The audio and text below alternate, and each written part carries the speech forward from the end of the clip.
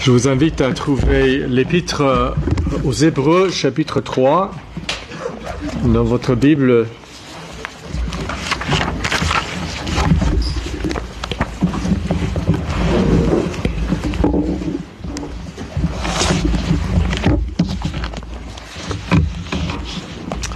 Vous allez voir que l'auteur de cet épître cite le psaume que nous avons lu tout à l'heure. Et donc nous lisons dans Hébreux 3 à partir du verset 1. « Où irons-nous, Seigneur? C'est ta parole qui donne la vie éternelle. C'est pourquoi, frères saints, qui participaient à la vocation céleste, considérez l'apôtre et le souverain sacrificateur de notre confession de foi, Jésus. Il a été fidèle à celui qui l'avait établi, comme Moïse le fut dans toute la maison de Dieu. En effet, il a été jugé, Jésus, jugé d'une gloire d'autant supérieure à celle de Moïse, que celui qui a construit la maison a plus d'honneur que la maison elle-même. Moïse faisait partie de la maison de Dieu, du peuple de Dieu. Jésus a construit la maison de Dieu, le peuple de Dieu. Car toute maison est construite par quelqu'un, mais celui qui a construit toute chose, c'est Dieu. Et Jésus est Dieu. Pour Moïse, il a été fidèle dans toute la maison de Dieu comme serviteur pour rendre témoignage à ce qui serait annoncé. Mais Christ l'est comme un fils sur sa maison. Nous sommes sa maison. Si nous retenons fermement jusqu'à la fin l'assurance et l'espérance dont nous nous glorifions.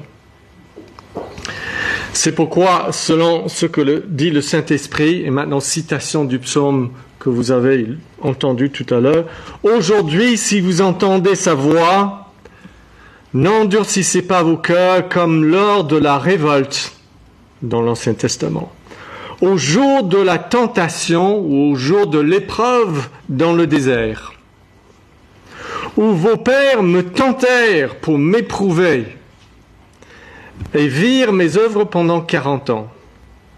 C'est pourquoi je fus indigné contre cette génération, et je dis, leur cœur s'égare toujours.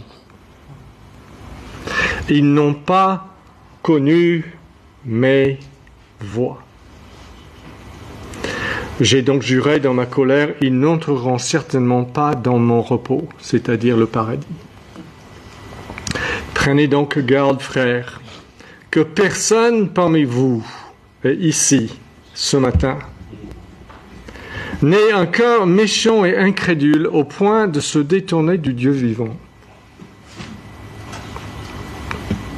Mais exhortez-vous chaque jour, aussi longtemps qu'on peut dire aujourd'hui, afin qu'aucun de vous ne s'endurcisse par la séduction du péché. Car nous avons été rendus participants du Christ, si, du moins, nous retenons fermement jusqu'à la fin notre assurance première. Pendant qu'il est dit, aujourd'hui, si vous entendez sa voix, n'endurcissez pas vos cœurs comme lors de la révolte. Quels furent en effet ceux qui provoquèrent Dieu après l'avoir entendu, sinon tous ceux qui étaient sortis d'Égypte sous la conduite de Moïse, toute la génération, sauf une ou deux personnes. Et contre qui fut-il indigné 40 ans durant, sinon contre ceux qui péchèrent et dont les cadavres tombèrent dans le désert? À qui jura-t-il qu'il n'entrerait pas dans son repos si ce n'est à ceux qui avaient désobéi? Aussi nous voyons-nous qu'ils ne purent y entrer à cause de leur incrédulité. Craignons donc,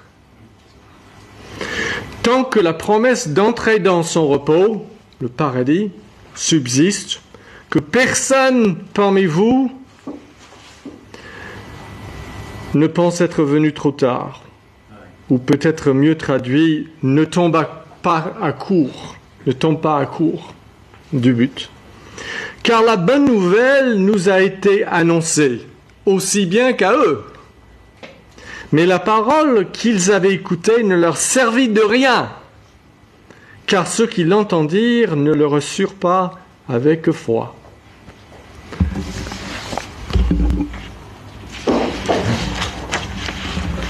Chers amis, ce matin,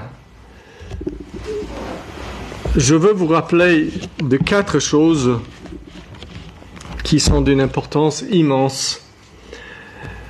Combien de flèches est-ce que j'ai encore dans mon carquois? Je ne sais pas.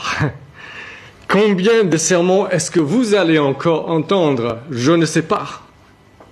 Mais je sais que le jour viendra où cette parole que vous avez entendue, la parole de Dieu lui-même, vous l'avez entendue, ce sera fini. Et vous viendrez devant la face de Dieu.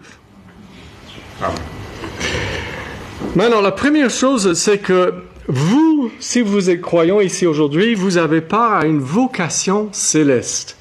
C'est-à-dire un appel. Dieu vous appelle là-haut. Nous le voyons dans le premier essai, c'est pourquoi, frères saints qui participaient à la vocation céleste. Il est facile d'oublier que c'est ça, n'est-ce pas? On peut devenir tellement plein d'activités dans l'Église que nous pensons que la foi chrétienne, c'est ce que nous vivons ici-bas, simplement. Oh non, oh non. Une seconde là-haut, vous allez voir que tout ce qu'on a fait ici-bas n'était rien comparé à ce qui nous attend. Nous sommes des pèlerins. Nous avons une vocation céleste, pas terrestre. Nous sommes en pèlerinage. Et le repos que nous attendons n'est pas ici. N'est pas ici, c'est là-haut. Et c'est un si grand salut, dit l'auteur de l'Épître aux Hébreux. Cette vocation céleste, c'est pas un bien terrestre que Dieu vous offre. Il vous offre la vie éternelle dans sa présence magnifique et glorieuse pour toujours, pour un avenir qui n'aura jamais, jamais, jamais, jamais de fin. Jamais, jamais, jamais de fin. Dans la présence même de Dieu et embrassé dans son amour et dans l'amour du Fils de Dieu qui est mort pour vous. C'est une vocation formidable. C'est un si grand salut. Mais seuls les vrais croyants y arriveront. Parce que le chemin est jalonné d'obstacles et d'épreuves dans ce pèlerinage. Seule une foi honnête, c'est la Bible qui le décrit comme ça, c'est Jésus, une foi honnête et persévérante qui ne lâche pas, une confiance joyeuse. Une foi, c'est pas un truc qui passe juste, ouais, je crois. Il dit, regardez, il dit dans le verset 6, « Mais Christ l'est comme fils sur sa maison. Nous sommes sa maison si nous retenons fermement jusqu'à la fin l'assurance et l'espérance dont nous nous glorifions. » C'est ça la foi qui sauve. Est-ce que vous pouvez être juste passif en croyant à cette vocation céleste et éternelle? Vous êtes des gens sauvés. Vous avez la vie éternelle. C'est une espérance, c'est une assurance, c'est une foi qui nous donne à nous réjouir. C'est ça la foi qui sauve. Et cette foi ne lâchera pas. Il dit, nous sommes sa maison si nous retenons fermement notre assurance jusqu'à la fin. Pourquoi est-ce qu'il dit ça? Parce qu'il y a une fausse foi. Cette fausse foi n'est pas persévérante. Mais on peut distinguer la vraie foi qui sauve parce que nous sommes sa maison des véritables chrétiens si notre foi persévère jusqu'au bout. Toute vraie foi, vraie conversion va jusqu'à la fin. Maintenant, vous voyez dans le verset 12, c'est, je sais pas, on n'a pas le passage. Ok, c'est pas grave, donc vous allez m'écouter mieux. Prenez garde, frères, que personne parmi vous n'ait un cœur méchant et incrédule. Incrédule, c'est où est cette foi? Où est la foi? Où est l'espérance? Où est cette foi qui ne lâche pas? Que personne parmi vous n'ait un cœur méchant et incrédule au point de se détourner, de s'éloigner petit à petit du Dieu vivant. Et cela arrive tout le temps. Il y a plein de gens qui commencent et qui ne finissent pas. Même le passage nous le dit. Vous l'avez entendu? Écoutez. Il a dit, quels furent en effet ceux qui provoquèrent Dieu après l'avoir entendu, la bonne nouvelle? Sinon, tous ceux qui étaient sortis d'Égypte sous la conduite de Moïse. Ils étaient miraculés. Ils ont passé la mer Rouge, ils ont vu les miracles, ils croyaient à tout cela à l'époque, au début. Mais ils n'ont pas continué. Et c'est ça que je veux discuter avec vous aujourd'hui. Pourquoi est-ce que certains n'endurent pas dans la foi? Et peut-être vous, si vous n'êtes pas avertis, pourquoi est-ce que vous n'allez pas endurer dans la foi? Et la bonne nouvelle, comment est-ce que Jésus, votre Jésus, le Sauveur, pourquoi est-ce qu'il est capable de vous amener jusqu'au bout? D'accord? Maintenant, donc, je ferme le premier point. Vous avez une vocation céleste en vous disant que, tout simplement, que la vie chrétienne n'est pas simplement au sujet d'un début extraordinaire, comme ces gens qui sortent à travers la mer Rouge, ou peut-être vous avez eu une expérience extraordinaire au début. Mais la vie chrétienne n'est pas seulement cela. La vie chrétienne est un pèlerinage et un chemin, c'est un marathon, c'est pas un sprint. C'est un marathon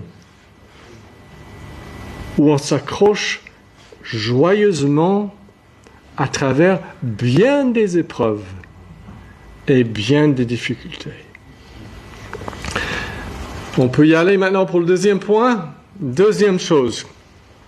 Vous avez besoin d'une foi qui comprend les voies de Dieu. Les voies de Dieu, c'est-à-dire comment Dieu s'y prend avec son peuple pendant cette vie en pèlerinage. Vous avez besoin d'une foi qui comprend les voies de Dieu. Écoutez-moi, je vais vous relire, si vous avez le passage devant vous, vous pouvez le voir aussi. C'est le verset 10, et c'est peut-être ce verset qui est vraiment, c'est là qui est le message aujourd'hui. C'est quelque chose qu'on peut lire et ça glisse, on ne l'a même pas remarqué. Oh, c'est là que tout se passe. Regardez. C'est pourquoi je fus indigné contre cette génération et je dis, Dieu dit, donc ça doit être important, je dis, leur cœur s'égare toujours et ils n'ont pas connu mes voies.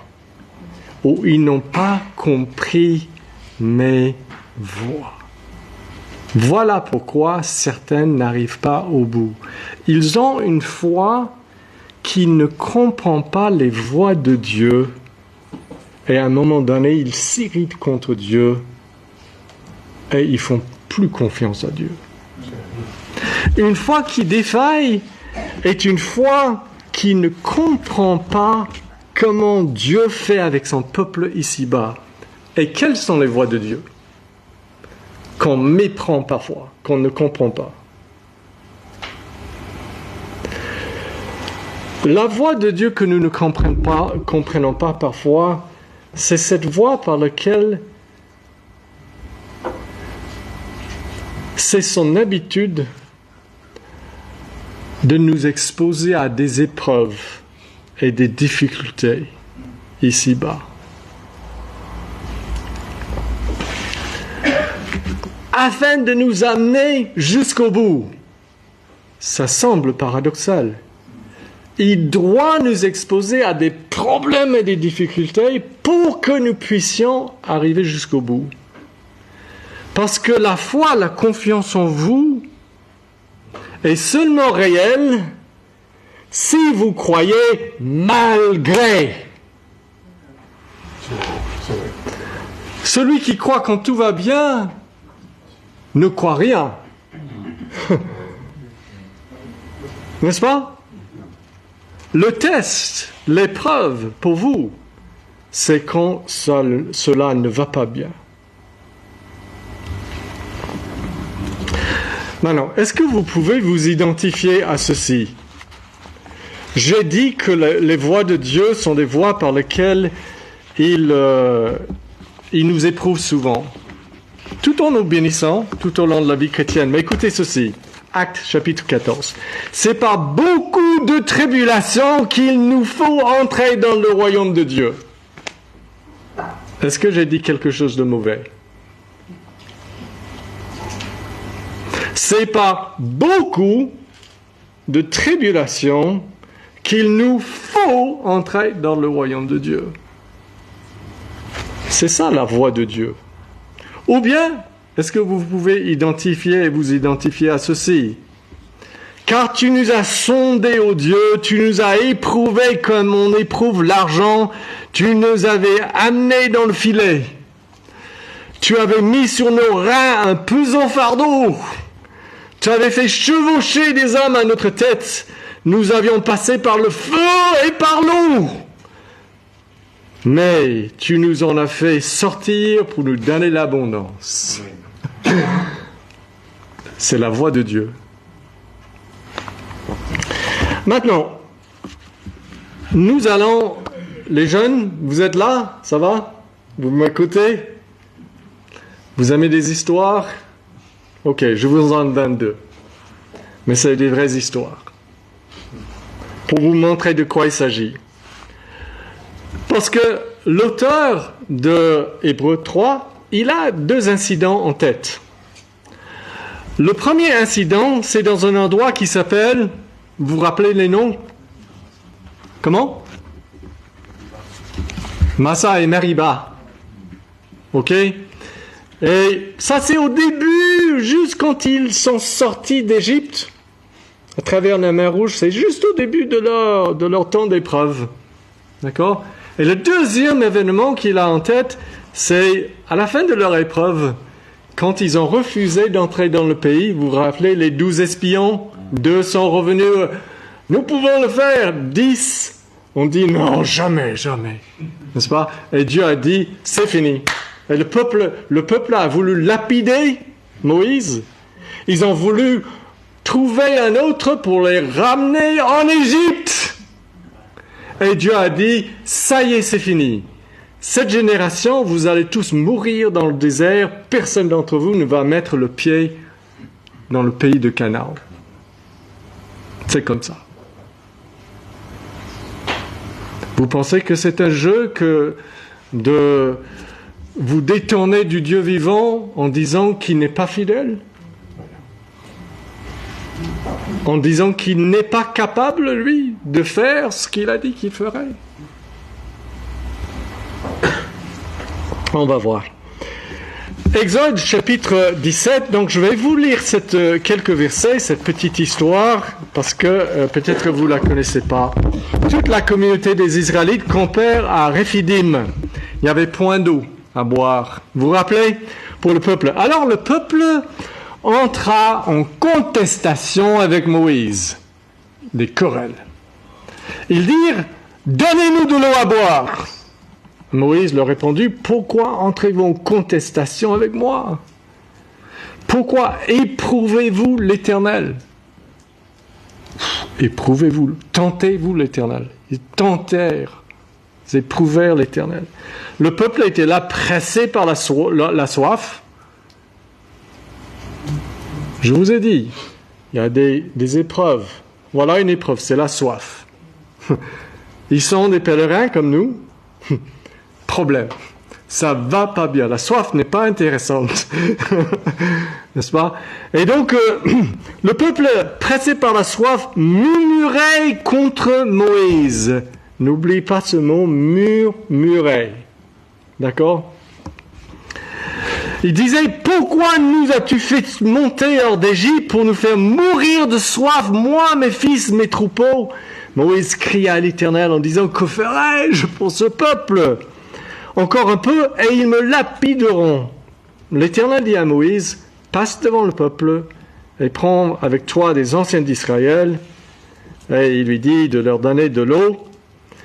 Et puis, ils appelaient ce lieu du nom de Massa et Meriba parce que les Israélites avaient contesté et parce qu'ils avaient tenté l'Éternel, éprouvé l'Éternel, mis l'Éternel à l'épreuve, mis en cause, mis en question l'Éternel, en disant, l'Éternel est-il au milieu de nous ou non? Vous avez jamais eu cette attitude? Parce que vous avez eu une grave épreuve. L'Éternel est-il avec moi? Non. Donc, le deuxième incident, ça va? Après ça, on va aller rapidement et vous allez voir combien cela est important pour vous et vous allez rencontrer constamment ce problème dans votre vie chrétienne. Ok, deuxième passage. Maintenant, les espions sont revenus, ils ont donné le rapport. Deux d'entre eux ont un cœur de foi, de confiance, qui ne lâche pas. Nous pouvons y entrer parce qu'ils ont vu des géants. Ils ont vu des joueurs du NBA dans le pays. Mais il y en a deux qui disent, l'Éternel nous a dit qu'il va nous donner ce pays, il va nous donner le pays. Et 10 disent, regarde, non, on ne va jamais arriver. Et voilà ce qui se passe. Je lis, Nombre 14. Tous les Israélites murmurèrent, et ben voilà encore, contre Moïse et Aaron, et toute la communauté leur dit, que nous sommes morts dans le pays d'Égypte. Bon, ça va loin. Mais ça va loin quand on est incrédule. Ou que nous sommes morts dans le désert. Pourquoi l'Éternel nous fait-il entrer dans ce pays pour tomber par l'épée? Donnons-nous un chef et retournons en Égypte. Vous voyez comment ils mettent en question l'Éternel? Ils mettent en épreuve l'Éternel, ils mettent en cause l'Éternel.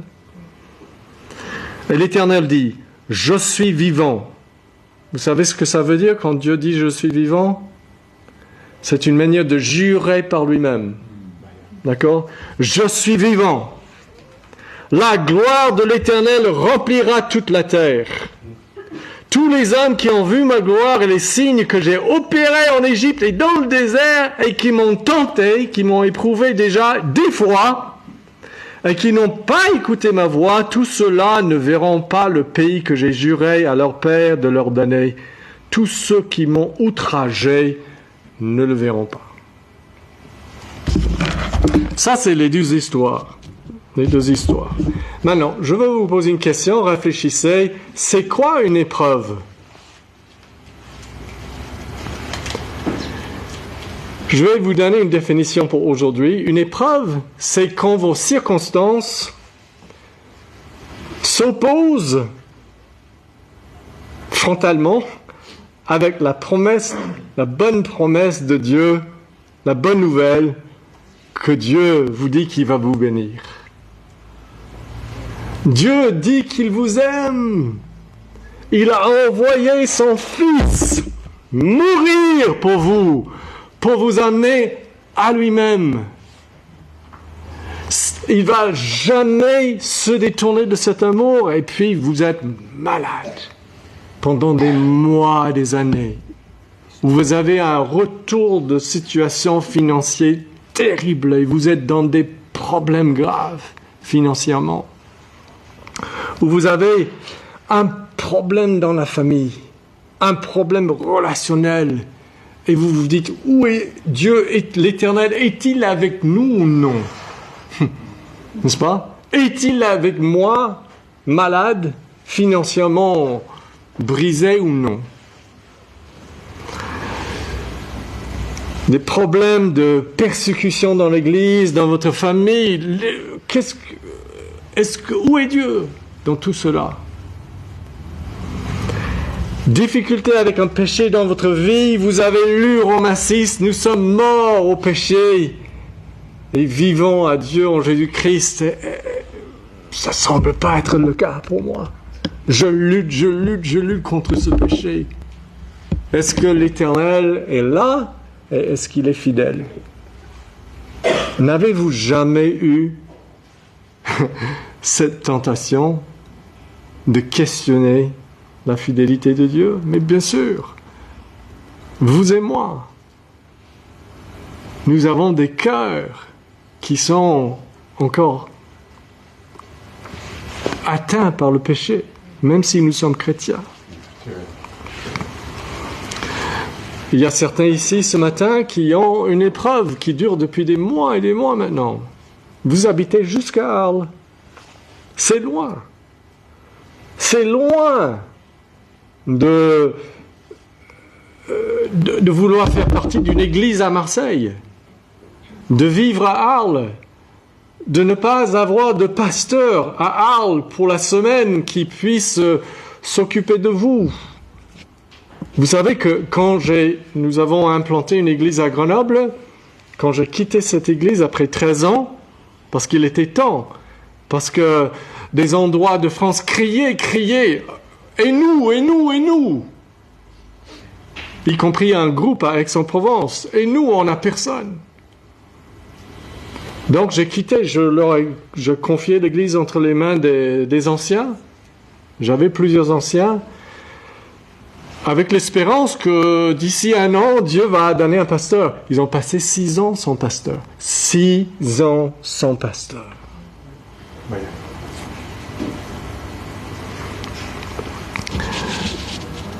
Où est le Seigneur? N'est-ce pas? Nous sommes tentés de dire, parfois dans nos problèmes et dans nos épreuves. Et c'est pour cela que Jésus dit dans sa parabole sur les 4 sols, vous allez vous rappeler, au sujet du 2e sol, qui n'avait pas de racines. Vous vous rappelez, la plante n'avait pas de racines? Jésus dit, mais ils n'ont pas de racines en eux-mêmes. Donc ce n'est pas une plante normale. Ce n'est pas une foi véritable. Ce sont les hommes d'un moment. Et dès que survient la tribulation, l'épreuve, ou la persécution à cause de la parole, ils y trouvent une occasion de chute. Ou bien, dans Luc, il le dit de cette façon. Ceux qui sont sur le roc, ce sont ceux qui, lorsqu'ils entendent la parole, la reçoivent avec joie. Ça commence bien. Mais ils n'ont pas de racines. Ils croient pour un temps. Et au moment de l'épreuve financière, santé, problème de famille, problème d'église, au moment de l'épreuve, ils commencent à être ceux qui murmurent, questionnent, doutent, s'égarent, perdent cette réjouissance de la confiance en l'Éternel, oublient cette vie à venir et s'installent dans un cœur méchant et incrédule. C'est ça le danger, pour moi autant que pour vous. Alors, nous sommes arrivés au 3e point sur les 4, et donc maintenant, pour moi, c'est vraiment là que nous allons comprendre quelque chose de très important. Les épreuves, 3e point, les épreuves révèlent l'état de votre cœur envers le Seigneur, sa fidélité et sa bonne nouvelle. Les épreuves vous éprouvent, révèlent votre cœur. Alors, est-ce que vous avez remarqué que dans l'Ancien Testament et dans des églises aujourd'hui, quand il y a des difficultés, le peuple de Dieu se divise un peu grosso modo en 2 parties. Il y a des gens qui sont confiants,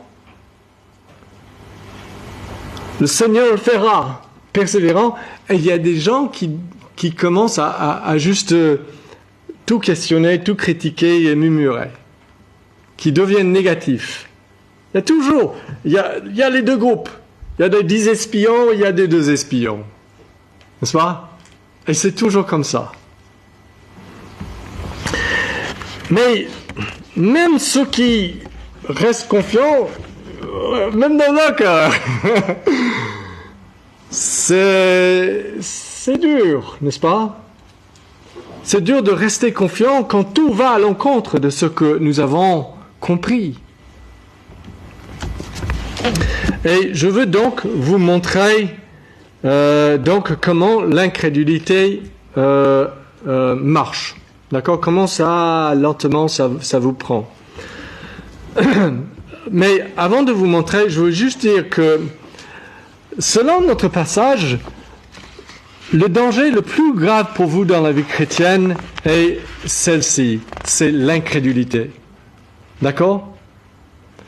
Vous pouvez vous fâcher, vous pouvez avoir un problème avec la convoitise ou la colère ou la jalousie ou l'orgueil ou ça, et vous pouvez vous repentir et être pardonné. Mais une personne incrédule,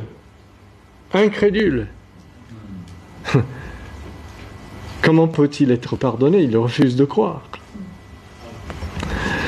Et nous voyons ça dans certains des versets que je vous ai lus, que je vais juste vous relire. C'est pourquoi, selon ce que dit le Saint-Esprit, aujourd'hui, si vous entendez sa voix, n'endurcissez pas votre cœur. Prenez garde, frères, que personne parmi vous n'ait un cœur méchant et incrédule qui se détourne du Dieu vivant. Et à la fin du passage, la parole qu'ils avaient entendue ne leur fait aucun bien parce que ils ne le reçurent pas avec foi. Le problème de l'incrédulité, c'est que c'est une attaque frontale envers Dieu. Quand vous êtes incrédule, vous dites à Dieu, vous n'êtes pas fidèle, vous n'êtes pas fiable, tu n'es pas bon, tu n'es pas sage dans ta manière de faire dans ma vie. Et donc c'est une attaque vraiment frontale. Je ne sais pas si vous avez remarqué, mais tout le passage a commencé en parlant de quoi? Je vais vous le dire. Écoutez bien, frères qui avons une vocation céleste, considérez l'apôtre et le souverain sacrificateur de notre confession de foi, Jésus. Il a été fidèle.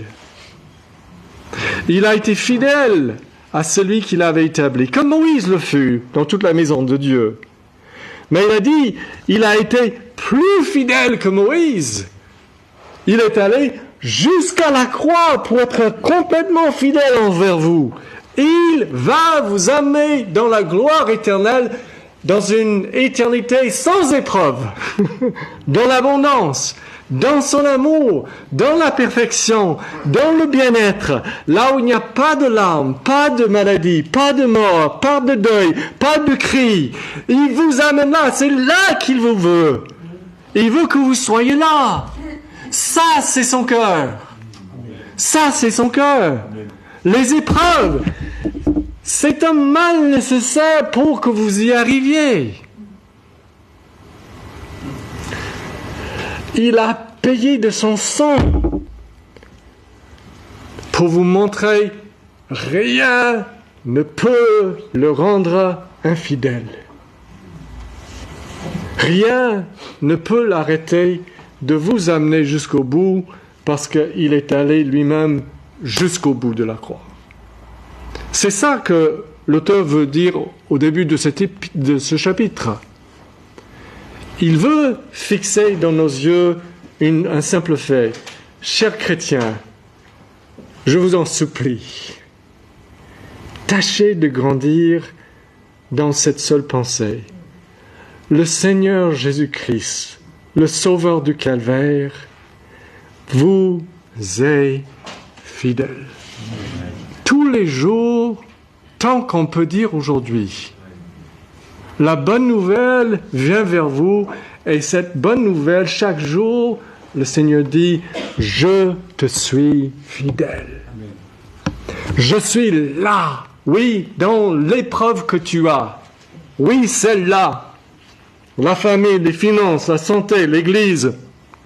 Je suis dans cette situation avec toi. Et je te ferai sortir plus fort si tu fais confiance. Et donne-moi le temps de te montrer ce que je ferai.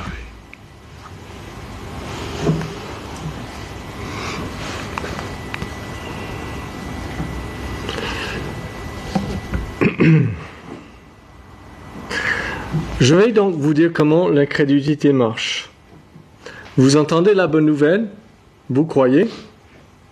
Le passage nous dit, ils ont entendu. Aujourd'hui, si tu entends sa voix, ils ont entendu, ça allait bien, et puis, trouble, problème, difficulté, gros problème. Et ces problèmes font que ce que j'ai entendu dans l'Évangile, Dieu m'aime, il veut mon bien, il veut me bénir, mais je suis mal, ça va pas bien, tout va mal. Et maintenant, vous avez un dilemme. Vous allez faire, je vous assure, vous allez faire une de deux choses. Soit vous allez regarder ces épreuves, ces problèmes dans votre vie à travers l'optique et les lunettes de l'évangile, de la bonne nouvelle de Dieu qui vous dit Dieu vous aime, il vous fait grâce, il vous amène vers lui. Vous allez regarder ces épreuves à travers cette optique, ou vous allez regarder Dieu, Christ et sa bonne nouvelle à travers les optiques de vos problèmes. Ah, puisque je suis tellement mal, ça va pas si bien, ça doit pas être vrai. Il doit pas être un bon sauveur. L'évangile ne doit pas être vrai. Vous allez faire une des deux choses, n'est-ce pas? Vous allez regarder vos problèmes à travers les lunettes de la foi, de la fidélité de Dieu, et vous allez vous dire, je vais vraiment pas bien. Ça va vraiment pas bien. Mais comme Christ est fidèle, c'est lui qui veut me bénir par ça, quelque part, et je ne comprends pas, mais ça j'en suis sûr. Cette épreuve est pour mon bien. Je le sais parce que je sais qui il est. Parce que je connais mon évangile. Et quand nous regardons les passages bibliques, nous voyons comment les différentes personnes ont fait exactement cela. Je vais juste vous relire une partie d'Exode et de Nombre. Écoutez bien, vous allez voir de quelles lunettes les gens se servaient. Exode 17. Alors le peuple entra en contestation avec Moïse. Ils dirent, donnez-nous de l'eau à boire. Moïse leur répondit, pourquoi entrez-vous en contestation avec moi? Pourquoi tentez-vous l'Éternel? Le peuple était là, pressé par la soif. Le peuple murmurait contre Moïse. Pourquoi nous as-tu fait sortir, monter dehors d'Égypte pour nous faire mourir de soif? L'Éternel est-il au milieu de nous ou non? Qu'est-ce qu'ils sont en train de faire? Regarder l'Éternel à travers leurs problèmes. C'est tout. Et dans l'autre situation, les Israélites murmurèrent contre Moïse et Aaron, et toute la communauté leur dirent, pourquoi l'Éternel nous fait-il entrer dans ce pays pour tomber par l'épée? Tu regardes l'Éternel à travers tes problèmes. Pourquoi l'Éternel fait une chose comme ça? On va changer de lunettes. Pourquoi l'Éternel me fait passer par cette épreuve-là? Parce qu'il m'aime tellement. Écoutez ceci. Plus tard, Moïse, quand toute cette génération est morte dans le désert, Moïse explique ce qui s'est passé. Deutéronome 8. Tu te souviendras de tout le chemin que l'Éternel, ton Dieu, t'a fait faire pendant ces 40 années dans le désert, afin de t'humilier. On a besoin de ça, n'est-ce pas? Afin de t'humilier et de t'éprouver, pour que tu reconnaisses ce qu'il y avait dans ton cœur, parce que tu n'avais aucune idée, jusqu'à ce que l'épreuve vienne. Et là, tu as vu. Là, tu as vu.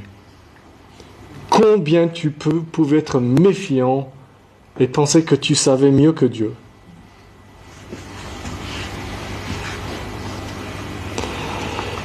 Tu reconnais ce qu'il y avait dans ton cœur et si tu observerais, c'est que moment, oui ou non.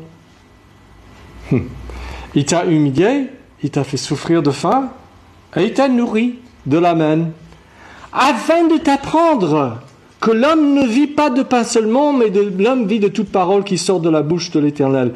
Reconnais en ton cœur donc que l'Éternel, ton Dieu, t'éduque comme un homme éduque son fils. C'est ça qui se passait. À travers toutes ces épreuves, Dieu était en train de nous éduquer comme un homme éduque son fils. Et parfois, nous sommes tellement têtus qu'il faut qu'il prenne des armes lourdes. Parce que nous persistons à ne pas lui faire confiance.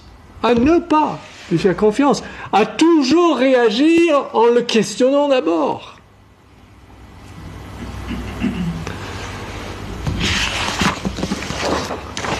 J'ai tellement de papier ici. Des versets. D'accord, je suis en train de vous dire comment l'incrédulité marche. Je vous ai dit, on entend la bonne nouvelle, on voit que Dieu nous aime, il est fidèle. Les problèmes viennent, on regarde Dieu à travers les lunettes de nos problèmes. Et quand on fait ça, la Bible, ce passage nous dit que nous commençons à tenter Dieu. Vous savez ce que c'est, tenter Dieu? C'est mieux de dire éprouver Dieu. Éprouver Dieu, c'est mettre Dieu à l'épreuve. Vous savez que quand vous embauchez quelqu'un dans une entreprise, parfois il y a une mise en épreuve de 3 mois au début. C'est pour voir ce qu'il a dans le ventre, l'employé, un peu. Parce qu'on n'est pas sûr de lui, donc il faut le mettre à l'épreuve. Il faut qu'il fasse ses preuves. C'est nous qui jugeons. Il doit faire ses épreuves, n'est-ce pas? Et la Bible dit que nous faisons ça avec Dieu. Quand nous sommes... Et il y a un jeu de mots. Il dit au jour de l'épreuve dans le passage. Mais qui éprouve qui? Le jour où tes pères m'ont éprouvé, dit le passage. Mais quand on lit dans le psaume 81, nous lisons autre chose. Tu as crié dans la détresse, je t'ai délivré, je t'ai répandu dans le secret du tonnerre, je t'ai mis à l'épreuve près des eaux de Mériba. Ah! Ça change la donne. En fait, quand ils avaient soif, c'est pas Dieu qui était mis en cause. C'est pas lui qu'on devait mettre à l'épreuve en disant, nous ne savons pas que si tu es un bon Dieu ou pas. Donc, on va te mettre quelques conditions. Si tu les remplis, si tu fais comme nous voulons, si tu nous enlèves de notre problème familial ou de santé ou d'église, alors là nous te croirons, mais tu dois déjà répondre à nos demandes. Qui est le juge, là? C'est nous. Qui est sur le banc des accusés? Carrément sur le banc des accusés. Éprouver Dieu, c'est mettre Dieu en procès comme un criminel. Qu'est-ce que nous faisons?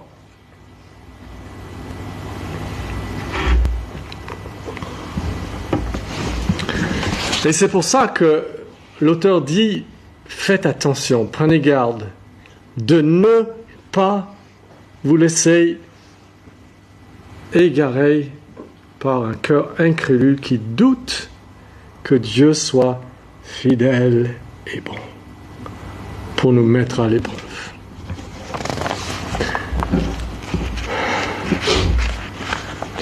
Et ce que nous devons comprendre, c'est que quand ça va pas bien, et vous avez des problèmes, chers amis, dites-vous toujours cette phrase, s'il vous plaît. Ce n'est pas Dieu qui est en cause s'il m'envoie à ces difficultés. C'est moi. Il est en train de m'éprouver pour voir si moi je vais être fidèle. C'est moi la personne dont on n'est pas sûr. C'est pas lui. Ok? Nous devons changer complètement. Amen. Et combien de fois nous mettons Dieu à l'épreuve et nous devons nous repentir à partir d'aujourd'hui et dire désormais, dans chaque épreuve, je saurai que c'est moi que Dieu est en train d'éprouver. La question c'est, est-ce que moi, je vais être fidèle? Si les chrétiens faisaient ça, ça changerait beaucoup de choses dans leur vie. Et je crois qu'on a beaucoup de repentir à faire, n'est-ce pas? Beaucoup. Maintenant, je termine. Le Seigneur Jésus nous donne tout ce qu'il faut pour vivre dans une confiance joyeuse tout au long de notre pèlerinage, même dans les épreuves. Le passage l'enseigne. Je ne peux pas aller dans tous les détails, mais je vais juste faire sortir la recette que vous avez besoin pour faire le gâteau d'une foi persévérante et joyeuse, même dans les épreuves. Première chose, quand vous êtes éprouvé, comprenez la voix de Dieu. Dieu est en train de traiter avec vous comme avec des fils. Tout bon père châtie, forme, éduque son fils. D'accord? Et j'en ai déjà parlé tout au long de ce message, donc je ne vais pas revenir là-dessus, mais je vous rappelle, ne soyez pas ceux qui sont confus. Pourquoi est-ce que ça peut m'arriver si Dieu est bon? Non, comprenez, ça doit m'arriver. C'est justement ça. J'ai besoin. Sinon, je vais pas voir mon cœur.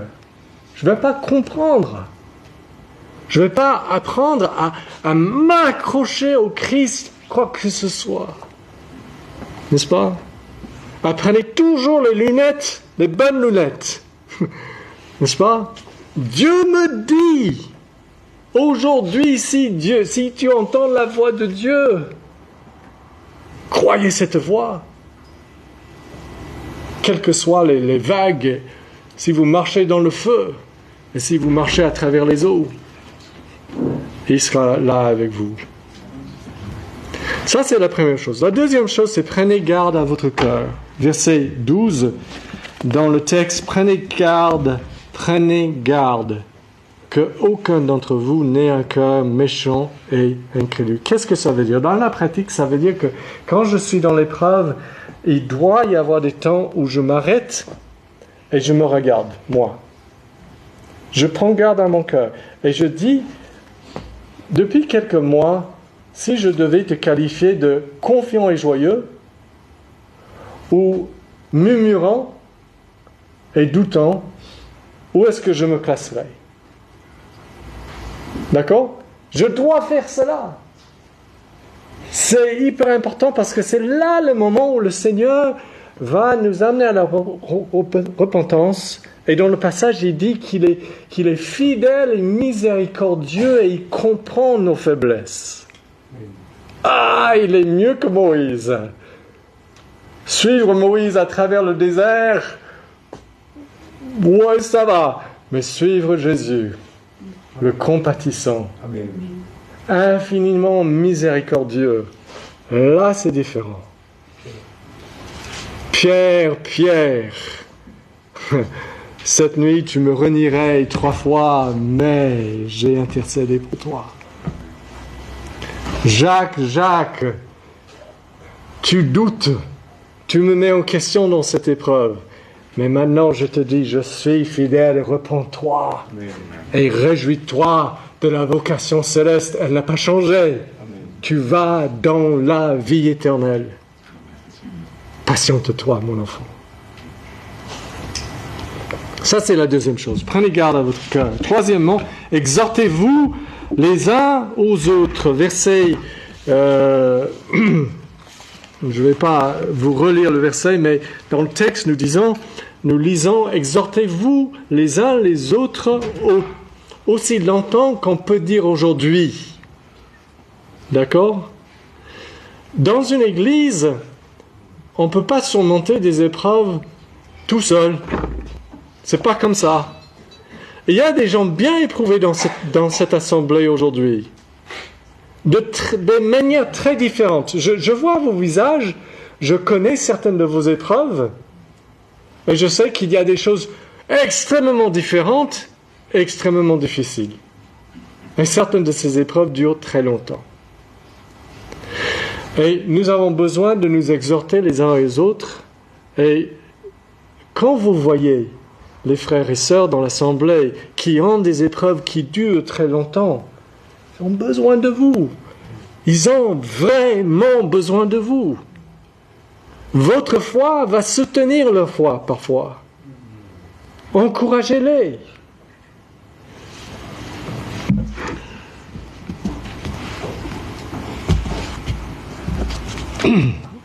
Quand je travaillais pour une organisation chrétienne pendant plusieurs années qui travaillait avec les étudiants, on évangélisait les étudiants sur les campus. On organisait des activités, des conférences, en Afrique, on allait dans la brousse pour évangéliser dans le village. Et parfois, on était dans des situations un peu difficiles. C'était un peu éprouvant, mais pour quelques jours quand même. De dormir, de manger, c'était dur parfois. Mais on disait aux étudiants qu'on amenait pour faire ces campagnes, on disait que nous voulons que vous appreniez à dire les uns aux autres pendant ce moment où on est ensemble, vous ne pouvez pas le rendre suffisamment difficile pour que je me plaigne. On voulait qu'ils disent ça les uns aux autres. On ne peut pas le rendre suffisamment difficile pour que je murmure. Je ne vais pas murmurer. Et nous devons nous exhorter les uns aux autres. Aucune place pour les murmures dans l'Église de Dieu. Nous pouvons discuter, nous pouvons poser des questions, mais je veux dire cet esprit de mettre en cause amèrement, n'est-ce pas? La Bible dit que les murmures sont toujours dans la Bible un bon pas ou deux vers l'apostasie. Et le Seigneur nous fait revenir. Pas de murmures dans l'Église de Dieu. Ensuite, quatrièmement, craignez. Verset 1 du chapitre 4. Craignons donc que, tandis que la promesse d'entrer dans le repos subsiste, certains d'entre vous ne tombent pas à court. Ça veut dire que prenez tout simplement la gravité. Ne prenez pas à la légère le fait de tomber dans cette mise en cause de Dieu. Craignons donc. C'est sérieux. Et la dernière chose, et je suis content de pouvoir arrêter avec ce point, c'est que le passage, et je dois le trouver, maintenant j'ai fini.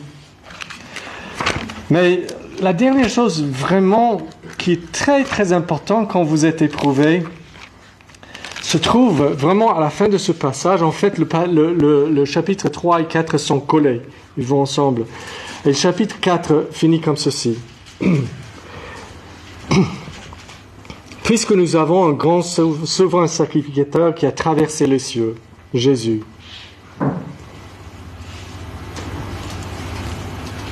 Demeurons fermes dans la foi, car nous n'avons pas un souverain sacrificateur qui ne puisse compatir à nos faiblesses. Au contraire, il a été tenté, éprouvé, comme nous en toutes choses, sans commettre de péché. Approchons-nous donc, et voilà le dernier point, Approchez-vous de Jésus-Christ dans vos épreuves. Approchons-nous donc avec assurance au trône de la grâce, afin d'obtenir miséricorde et de trouver grâce et pour être secouru dans vos besoins. Qu'est-ce que ça veut dire? Ça veut dire que le Seigneur Jésus n'a jamais voulu que vous passiez ces mois, ces semaines, ces années d'épreuves tout seul, comme ça. La raison même pour ces épreuves, c'est que quand vous êtes éprouvé, vous êtes pressé contre Jésus. Ça vous presse contre lui. Ça vous oblige de venir tout près de Jésus, de vous appuyer comme une personne faible qui ne peut plus marcher. Il vient vers un autre et il s'appuie contre lui. Il dit « Aide-moi à monter la colline, s'il te plaît. » Et c'est ce que nous faisons. Approchez-vous, pressez-vous contre lui, venez à lui. Il est compatissant. Réjouissez-vous de sa compassion. Il comprend votre faiblesse. Il comprend que c'est dur l'épreuve. Et il vous dit, approchez-vous de moi constamment, constamment, constamment. J'ai encore de la miséricorde. J'ai encore de la grâce. Et ça va vous secourir dans le besoin. Dans le besoin, même si vous restez dedans. Et je dis parfois au Seigneur, je peux rester dans l'épreuve, Seigneur, seulement il faut que tu y sois. Amen. Mais avec un secours véritable, Seigneur. Amen. Et là, je peux y rester. Parfois, nous chrétiens, nous voulons qu'une chose, sortir de l'épreuve. Non, non, non, je veux trouver Christ dans l'épreuve. C'est ce que je veux. C'est ce qu'il veut que nous fassions. Et si nous le faisons, nous glorifions beaucoup son nom. Qu'il soit béni.